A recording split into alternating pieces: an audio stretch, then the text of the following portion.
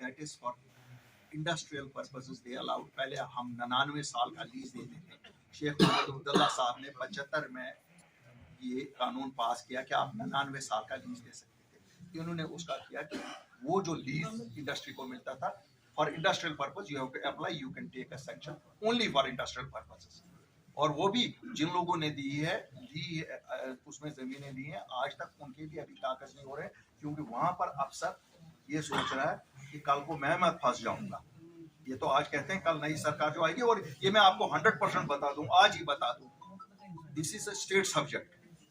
कल ये स्टेट के हदूद में होगा, जो भी सरकार आएगी इट कैन चेंज इट। जैसे 15 साल डोमिसाइल के लिए है, यू कैन बी श्योर अपनी पार्टी आई ये 35 साल से कम नहीं करेगी उसको।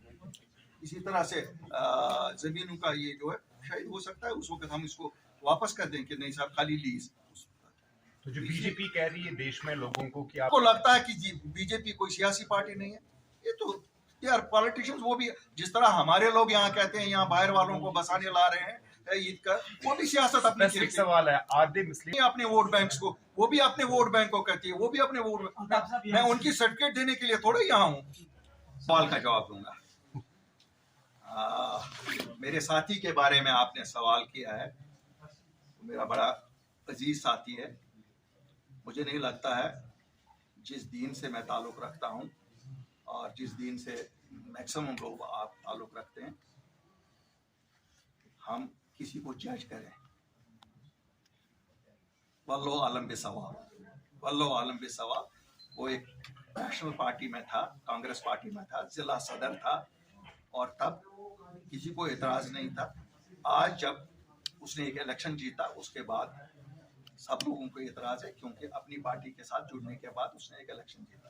तो इसलिए उसके बारे में ये किसी का कहना साहब वो ये है वो है, ये लोगों ने भी यही किया, लेकिन पर्दे के पीछे वही कराते रहे। इसलिए I don't want to get into that controversy कि कौन कातिल कौन मासूम, मैं उसमें नहीं जाऊंगा। हमने पहले भी देखा, हमने डिलिमिटेशन कमीशन देखा, वो भी इनका ही टूल है। और अगर हम में से किसी को ये गलतफहमी रहे कि गवर्नमेंट ऑफ इंडिया इस्तेमाल नहीं कर रही है, इस्तेमाल बिल्कुल कर रही है।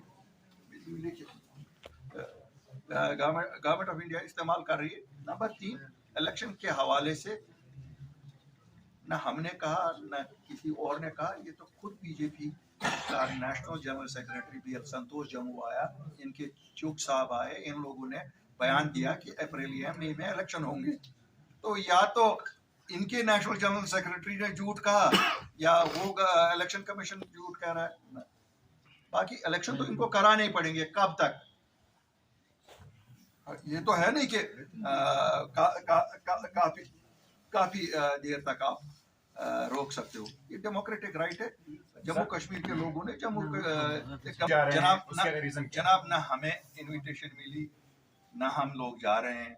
उनकी पॉलिटिकल ये अपना जैसे नजरिया है, ये वांट कि अपना मैसेज फैला रहे हैं। हर नेशनल पार्टी करती है, हर रीजनल पार्टी, जैसे हम गाँव जाते हैं, जिला जाते हैं, बात करते हैं, उनका अपना है, हमारा अपना है। We have a different altogether view on Jammu and Kashmir than what they have. But हम इंतज़ार कर रहे हैं, क्योंकि पगड़ उनके साथ है। क्या पगड़ 370 के बारे में उनसे कमिटमेंट लेगी? हम इंतज़ार कर रहे हैं। क्यों?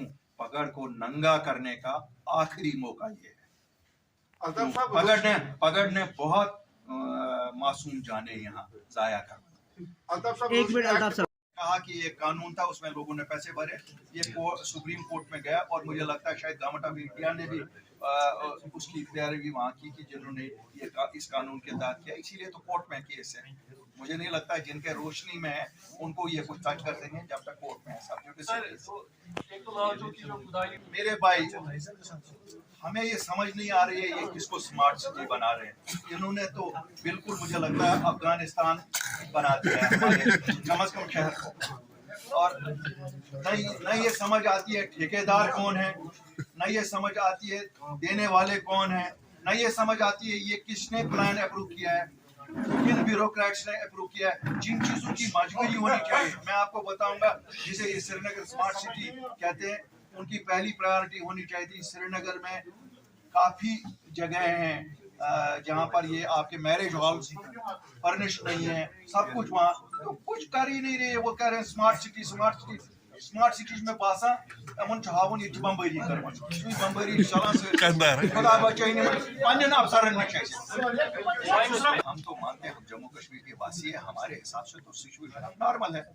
क्यों मैं तो 90 की सिचुएशन से कंपेयर करूंगा ना, आज सिचुएशन नॉर्मल है। ये क्या दुखे वाक़ात हो गए, ये बड़ी अफसोसनाक बात है जो डांगरी में हुआ। इससे नुकसान तो हमें ही होता है, बाकी मिलिटेंसी है कहाँ। तो यहाँ लोग रोजमर्रा जिंदगी गुजारना चाहते हैं। क्या इसका मतलब ये है कि बीजेपी का दावा सही है? देखो भाई मेरे बीजेपी खुदा बन गई क्या कि खाली बीजेपी को आप पूछ रहे मुझे, तो हम कहते हैं मेरे लिए ये नॉर्मल सी है, आपके लिए नॉर्मल सी नहीं ना। लेकिन साथ ही मैं अपील करना चाहता हूँ इन पुलिस वालों को, एक नहीं पकड़ो ये बाइक, बताओ हमें ही कितना आपको कहा गया है कि इतने बाइक खरीदे, हम उनको कहेंगे सर जो सप्लाई करते हैं आपको वो बाइक उतने दिलवाएंगे। इनको शायद टारगेट है कि 50 ही थाना बारी नहीं निकाला गया है, ये हर बार निकाला जाता है कि काचाराई लैंड विल बी रिट्रीव्ड, है ना। हमने भी देखा 90 से पहले भी देखा।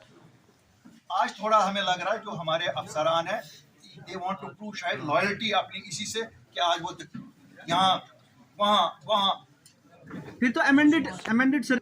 मुझे लगता है जब गवर्नर साहब कह रहा है कि मेरी उठाएंगे, हम भी तो वही देख रहे हैं, हम भी कलेक्ट करने की कोशिश कर रहे हैं। क्यों अभी तक इट इज मोर हेयर से, हम भी कोशिश कर रहे हैं कि हमें सॉलिड कुछ हाथ में आए, गरीब उस मकान सब कुछ हाथ पर इस क्या करो मगर अस्त मुझे रोड से कोई ऐसा ऑर्डर नहीं है कि कोई भी no you get yourself corrected. ऐसा कोई ऑर्डर नहीं है कि कोई भी बाहर वाला मकान बना सकता है, ऐसा कोई नहीं। I know the land grants act, new land grants act also. सुनिए कहीं पे भी रेजिडेंशियल के लिए किसी को इजाजत नहीं है, किसी को भी नहीं इजाजत है। बिल्कुल यही मैंने कहा ना, you have also got carried away by statements of politicians.